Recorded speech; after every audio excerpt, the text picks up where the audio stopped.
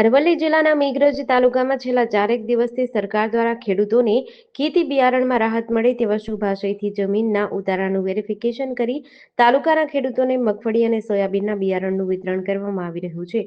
ત્યારે મેઘરજ તાલુકા વિકાસ અધિકારી અને ખેતીવાડી અધિકારીને ફરિયાદ મળી હતી કે સરકાર દ્વારા આપવામાં આવેલ મગફળી બિયારણના જથ્થાનો દુરુપયોગ થઈ રહ્યો છે. જે બાબતે મેઘરજ તાલુકા વિકાસ અધિકારી અને ખેતીવાડી અધિકારીને સાથે રાખી રામદેવ સિંહ ચણાવાળાની દુકાનમાં તપાસ કરતા વેપારીને ત્યાંથી સરકારી મફતમાં આપવામાં આવેલ 40 કિલો મગફળી બિયારણનો જથ્થો જપ્ત કર્યો હતો. આ અંગે વધુ કાર્યવાહી હાથ ધરવામાં આવી છે. આજરોજ મેઘરજ તાલુકા પંચાયત ખાતે મેઘરજ તાલુકાના કેટલાક ખેડૂતોની મૌખિક રજૂઆત હતી કે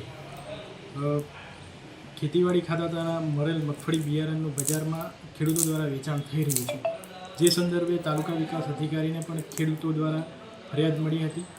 તો તેમને સાથે રાખી ટીડીઓ સાહેબ શ્રીને જોડે રાખી અને બજારમાં દુકાનોની ચેકિંગ કરતા એ પંચાલ ચોકડી નજીક મનપસંદ હોટલની બાજુમાં રામદેવ સિંહ ચણા નામની એક દુકાન છે, જેમાંથી મગફળી 23 GJ 23 નંબર અમને જોવા મળી હતી.